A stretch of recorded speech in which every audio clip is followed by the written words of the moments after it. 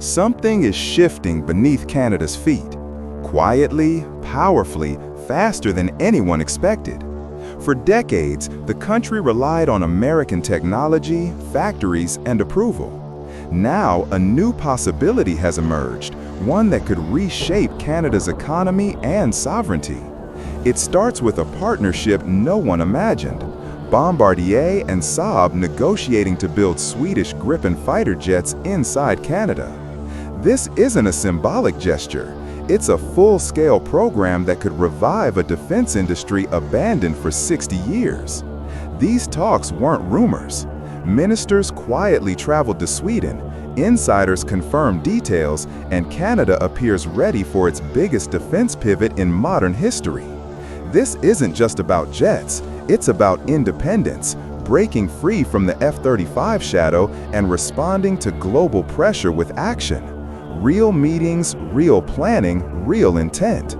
Industry Minister Melanie Joly and Ontario's Economic Minister traveled to Sweden to make it happen. According to high-level sources, these negotiations are accelerating while the world focuses on tariffs and trade wars. In my view, this could mark the start of Canada's strategic independence in aerospace, a bold move toward building its future at home.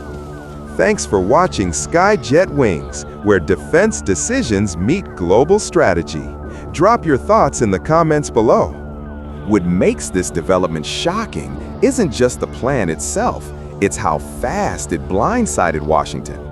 At a time when US-Canada relations are already tense due to aggressive tariffs, the idea of Canada partnering with Sweden on a rival fighter jet caught American defense insiders completely off guard.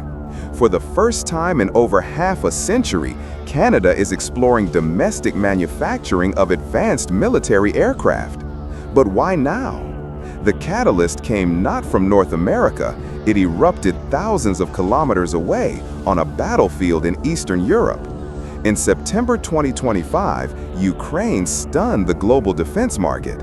President Zelensky signed a letter of intent to buy 100 to 150 Gripen fighter jets from Sweden, a staggering order Sweden simply couldn't fulfill alone. Saab can produce only 15 to 20 jets per year, meaning Ukraine's request could take nearly a decade.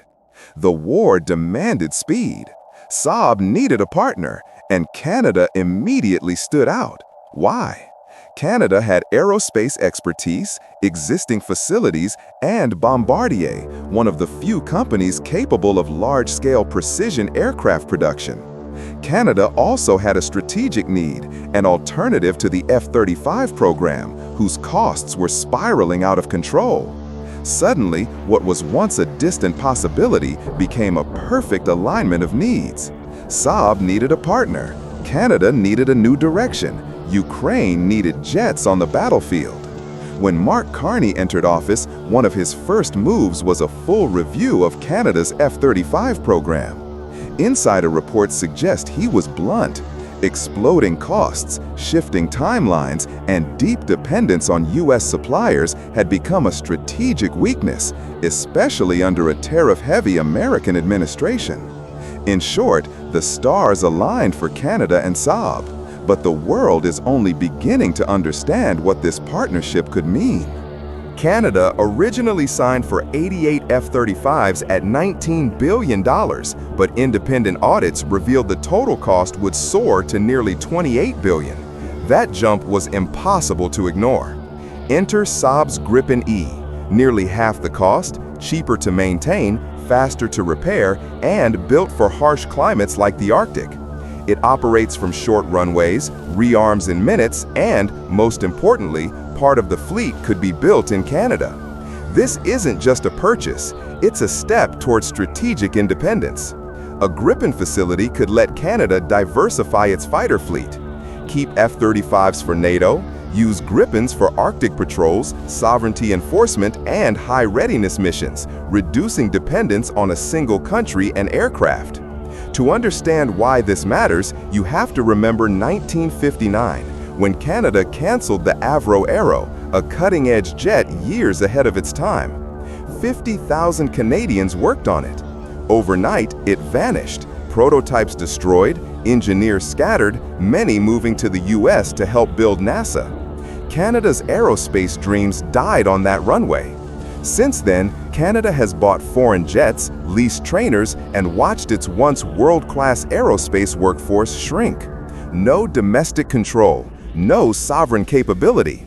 A Gripen facility would change that in one move. Thousands of high-skilled jobs, revived supply chains, returning R&D and engineering, colleges training a new generation. It's not outsourcing, it's rebuilding industrial pride after 65 years. But there are shadows. The biggest risk may not be geopolitics, it might be Bombardier itself. Brilliant, yes, but imperfect. History hasn't been kind. The C-Series project nearly bankrupted them. The Learjet 85 collapsed, costing years of innovation and credibility. The Gripen program would be even more complex. Success would demand flawless execution, or the dream could slip away. Military jets aren't commercial planes. Standards are higher, security protocols are stricter, and the supply chain is far more sensitive. Every component must meet defense certifications. Every worker follows strict protocols. For Bombardier, this means new factories, new supply chains, new training programs, new financing, and new defense relationships, a process that would cost billions. Canada would need to step in with loans, incentives, and guarantees. The economic payoff is massive, but so are the risks. The biggest challenge? The GE 414 engine inside the Gripen E is American. That means U.S. export controls apply. Under U.S. law, Washington can block production if it feels national interests are at risk. With tariffs, political insults, and economic pressure already in play, the threat isn't hypothetical, it's real. A single U.S. decision could freeze Canada's production line instantly. Yet, Canada isn't backing down. Subtle moves over the last months suggest quiet preparation for a full transformation. 1. Industry moves. Insiders reveal Bombardier and Saab are nearing a formal joint venture, likely to be announced between late 2025 and early 2026.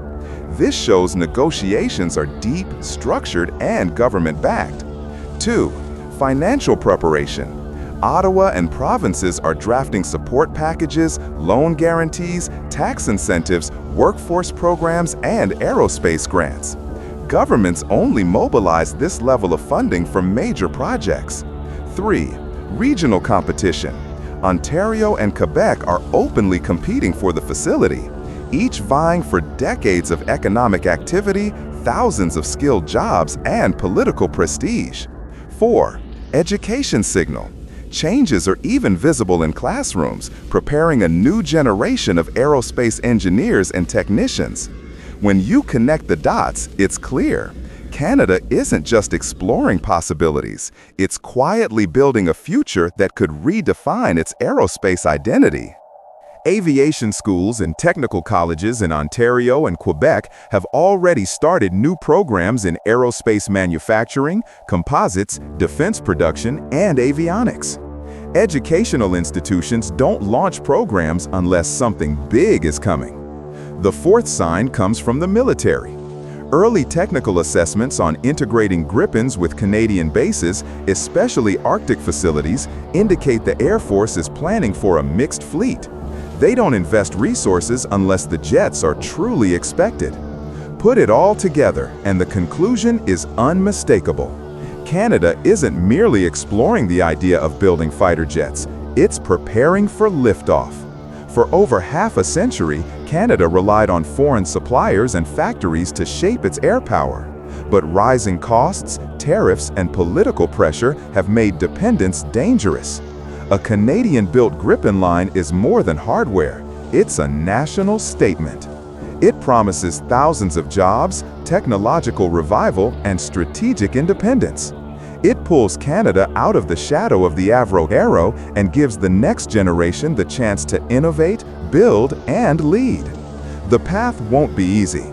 Financing, politics, and international pressure will test Canada's resolve. But the momentum is undeniable. Whether the final decision comes tomorrow or a year from now, one thing is already clear. Canada is no longer asking what it's allowed to do. It's deciding what it wants to become.